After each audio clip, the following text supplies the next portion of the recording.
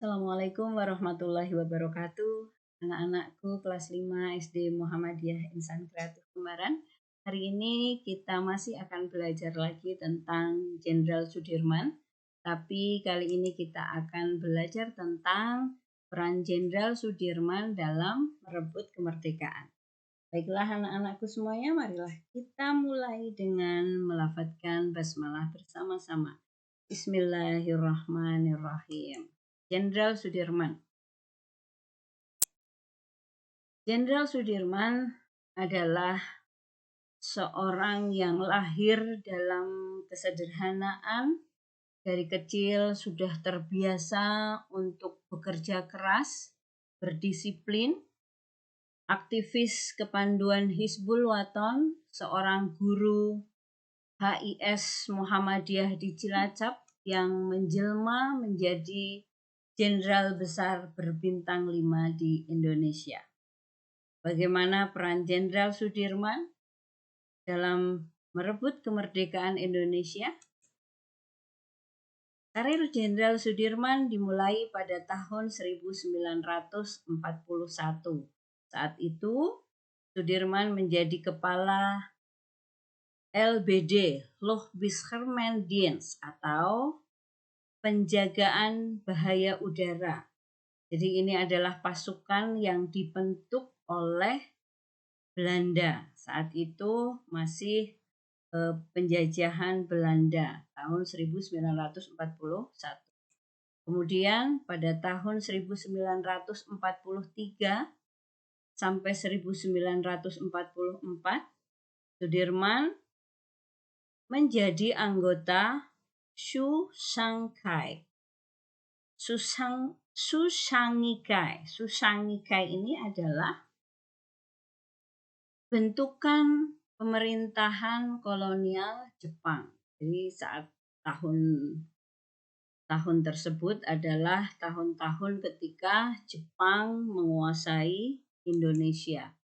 Kemudian beliau aktif di PETA, pembela tanah air, dan diangkat menjadi komandan batalion di Kroya. Kroya itu daerah Cilacap. Jadi dulu masa kecilnya hingga remajanya Jenderal Sudirman itu beliau ada di Cilacap. Saat itu pria yang memiliki sikap tegas ini pernah memprotes tindakan tentara Jepang yang berbuat sewenang-wenang dan bertindak kasar kepada anak buahnya. Nah, karena hal tersebut, pernah suatu kali Jenderal Sudirman sudah hendak dibunuh oleh tentara Jepang. Kemudian, setelah Indonesia merdeka, Sudirman menjadi Panglima Divisi 5 Banyumas di TKR, Tentara Keamanan Rakyat dengan pangkat kolonel.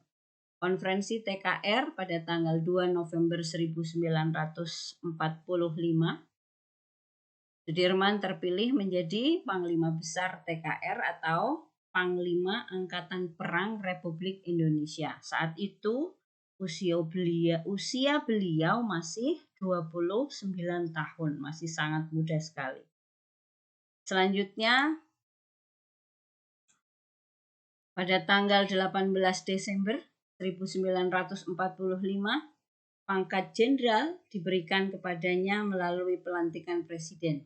Jadi beliau, Sudirman, memperoleh pangkat jenderal itu bukan dari akademi militer, tapi karena prestasi beliau yang luar biasa di TKR. Nah, tahun 1945.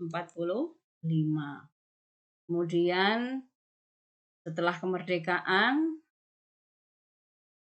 Sekutu datang ke Indonesia. Sekutu saat itu dipimpin oleh Inggris dengan alasan untuk melucuti tentara Jepang, melucuti senjata tentara Jepang. Dan saat kedatangan Sekutu ke Indonesia itu ternyata Belanda membonceng pasukan Sekutu. Tujuannya apa? Jelas, tujuannya adalah untuk menguasai Indonesia kembali setelah proklamasi kemerdekaan Indonesia. Pasukan TKR yang dipimpin oleh Jenderal Sudirman terlibat pertempuran melawan tentara Inggris di Ambarawa. Kemudian pada tanggal 12 Desember 1945 dilancarkan serangan serentak terhadap semua kedudukan Inggris selama 5 hari. Dan akhirnya pasukan Inggris mengundurkan diri ke Semarang.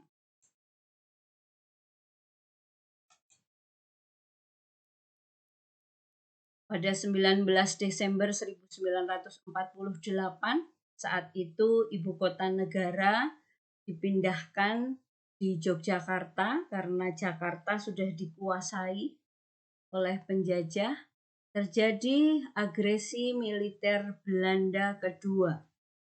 Nah, saat itu Jenderal Sudirman sudah berada di Yogyakarta dan saat itu juga beliau sudah mulai lemah secara fisik karena beliau paru-parunya tinggal satu. Jadi beliau itu sakit paru-paru yang sudah lumayan berat. Ibu kota negara kemudian dikuasai oleh Belanda. Presiden dan wakil presiden saat itu Bung Karno dan Bung Hatta serta beberapa anggota kabinet juga sudah ditawan oleh Belanda.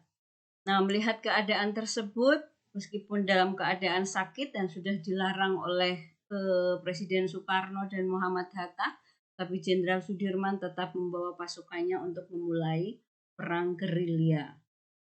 Perang gerilya itu berlangsung selama kurang lebih 7 bulan. Jadi beliau dan pasukannya berpindah-pindah dari hutan ke hutan, kemudian dari gunung ke gunung untuk menyerang kantong-kantong pasukan Belanda.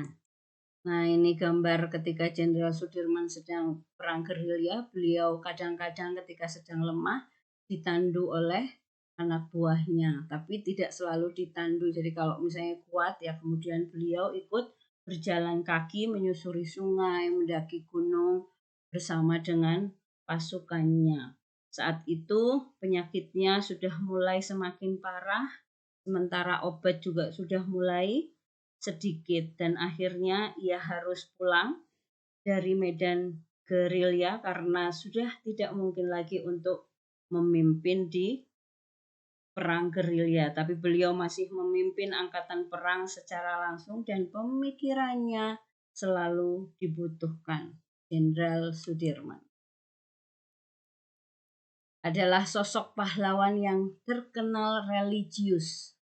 Ini terlihat dari bagaimana beliau menjalankan ajaran-ajaran agama Islam dengan baik meskipun dalam kondisi sakit dan ketika perang gerilya. Jenderal Sudirman masih terus melaksanakan ibadah-ibadah seperti sholat, kemudian puasa, dan lain-lainnya. Ada beberapa ibadah yang tidak pernah ditinggalkan oleh Jenderal Sudirman, yaitu 1, beliau selalu menjaga wudhunya. Yang kedua, tidak pernah sekalipun meninggalkan sholat 5 waktu. Dan yang ketiga, beliau selalu ikhlas dalam melakukan suatu perbuatan. Subhanallah, luar biasa sosok pahlawan kita, pahlawan Jenderal Besar Sudirman. Anak-anakku semuanya, itulah tadi pelajaran tentang Jenderal Sudirman dan peran beliau dalam merebut kemerdekaan. Marilah kita akhiri dengan melafadzkan hamdalah bersama-sama. Terima kasih. Nun wal qalami wa mayasturun. Wassalamualaikum warahmatullahi wabarakatuh.